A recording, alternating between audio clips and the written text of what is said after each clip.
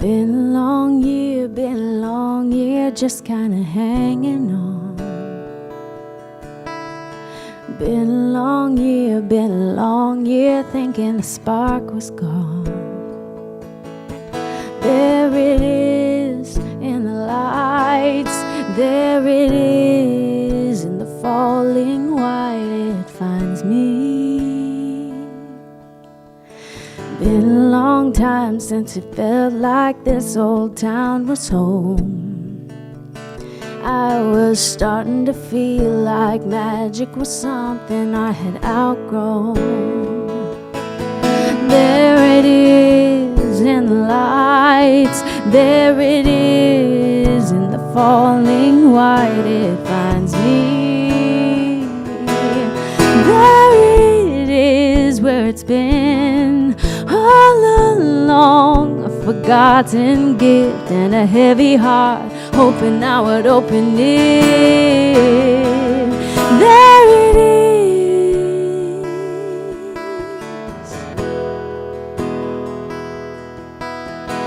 La la la la la la la la la. Been a long time since I really looked in someone's eyes that held that sparkle of hope I know that's been missing in mine. There it is in the lights, there it is in the falling white, it finds me. There it is where it's been all along, a forgotten gift and a heavy heart, hoping I would open it. There it is.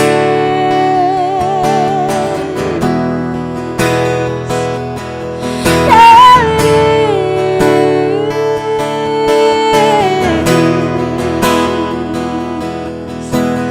La la la la la la la la la. Been a long year, thinking the spark was gone.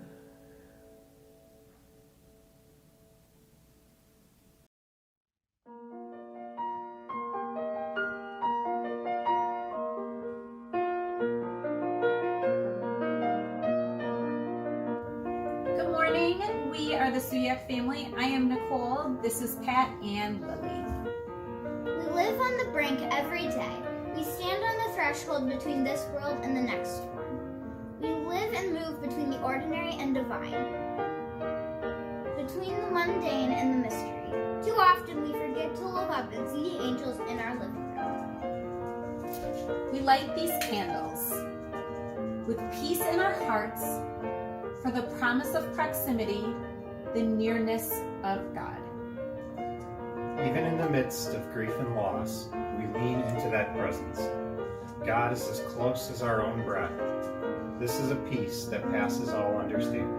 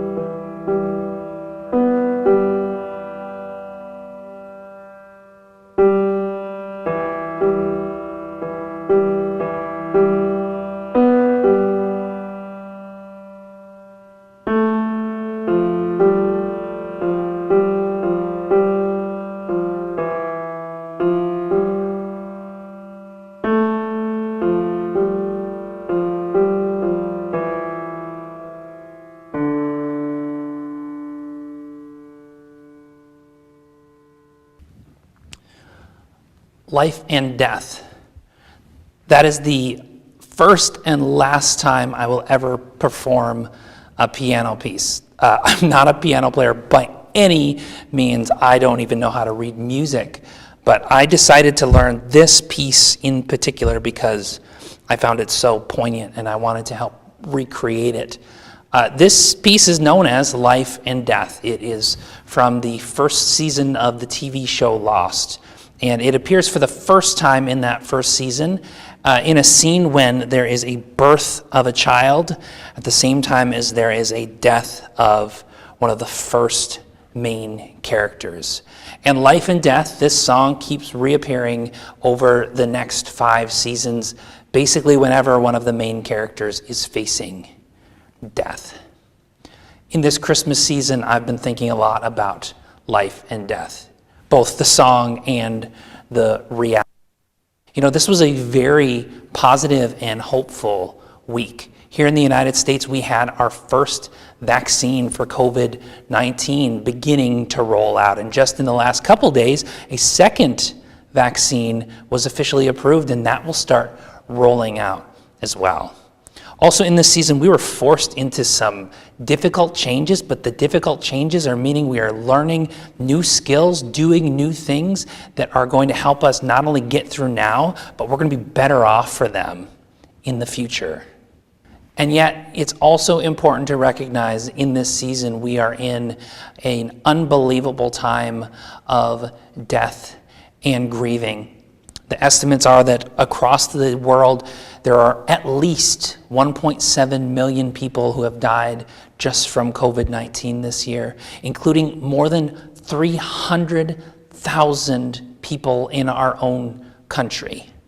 Just in the last couple weeks, the number has hit more than 3,000 people per day, which is a number that I don't even think we can wrap our heads around the magnitude and the loss. So there's the physical death, but then there's also the death or the loss, the permanent loss of things that are less tangible, but are just as visceral. There have been lost jobs and lost incomes.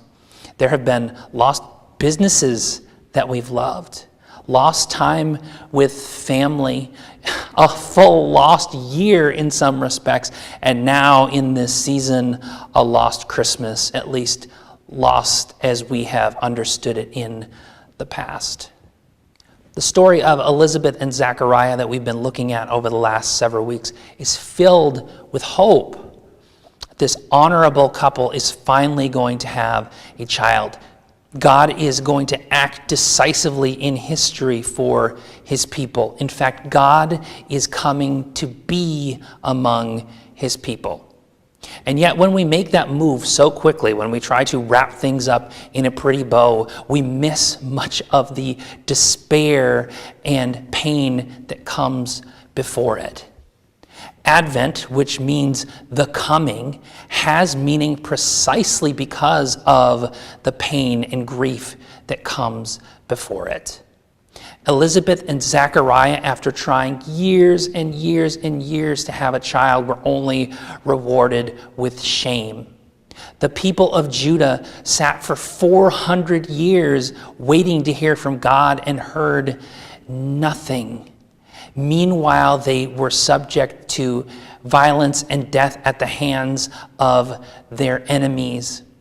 And so we have this song, O come, Emmanuel, and ransom captive Israel, who mourns in lowly exile here until the Son of God appears. It's almost as if Christmas is fundamentally first about wrestling with our difficulty and pain and grief before we get to the good stuff.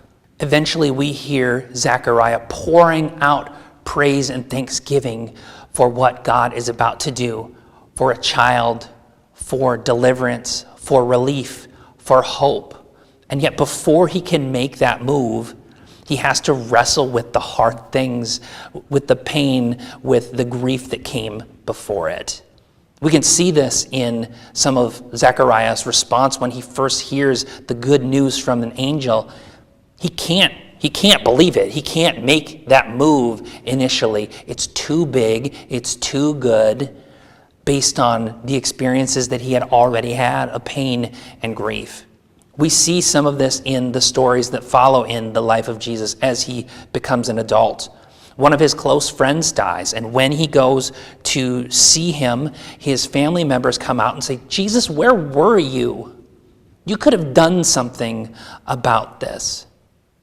And then there's a massive storm, and his followers are caught on a boat in the middle of the sea. Waves are crashing over the boat, and they go to Jesus and say, "Jesus, don't you even care if we drown?"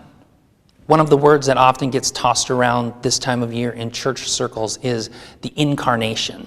The incarnation is this idea that in Jesus, God became one of us. He took on human flesh and dwelt among us. And in the process, he showed us what the life of faith ought to look like, and he offered a path back to God.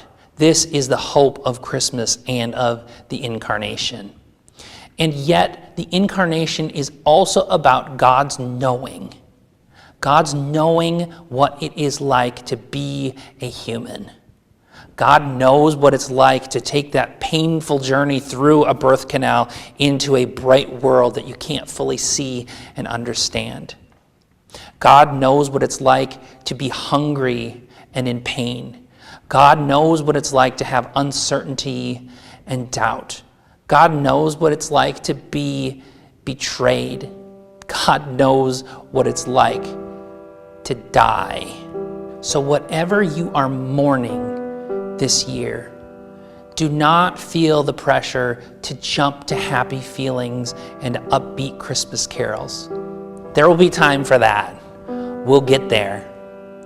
Instead, on this longest night, the very longest of years, may you be reminded simply that you are not alone. Even and especially in this time of being distant from the reality that you've known, from the time you wish you had, from the things that you have lost, from the people you hold dear. May you know that you are not alone and that God knows what you're experiencing. Not just in God's mind, but in God's entire being.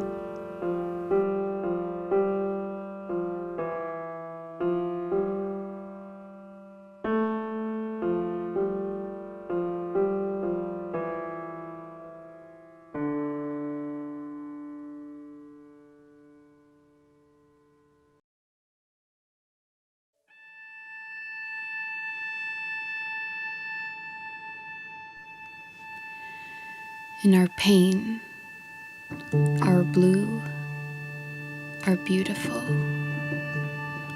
our hard, our messy, our ugly, our struggles and our joys, God is with us. God accompanying us, God alongside us, God amid us, God among us, God beside us, God by us, God including us, God near us, God plus us, God upon us, God as companion to us, God side by side us, God in the thick of us, in the thick of our humanity, in the middle of this weary world. God is with us. In the gift and in the muck and mire of real life, we are called to be present, to be in the flesh with one another, accompanying others, alongside others, amid others, beside others, by others, for others, including others, near others, a companion to others, side by side with others, in the thick of others. God with us with others. God with the world in the thick of the beautiful and the messy. In that, a weary world rejoices.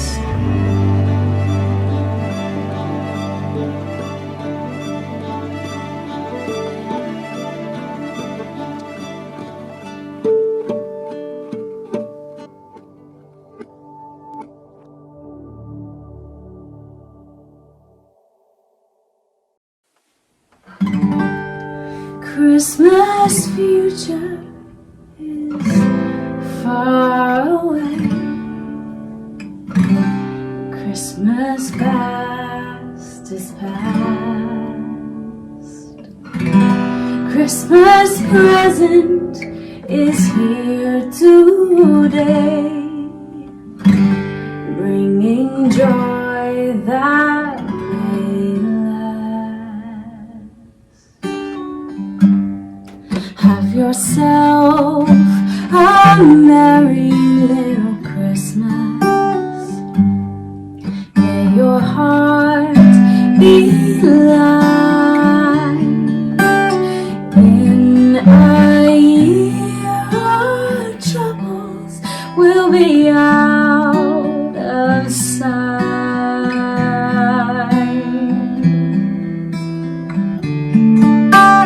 Have yourself a merry little Christmas.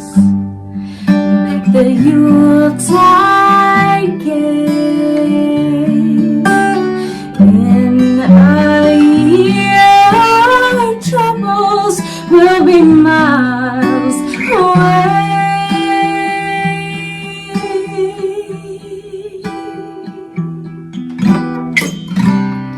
Here we are, as in olden days, happy golden days of yore. Precious friends who are dear to us, gather near to us once more. I know that in a year we all will be together, if the fates allow. Until then, we'll have to muddle through somehow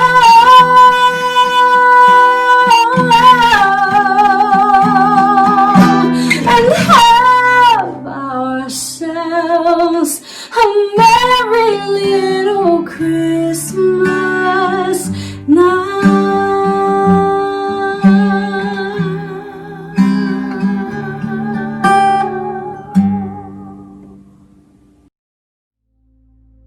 On this longest of nights, in this longest of years, we are so thankful that you found us.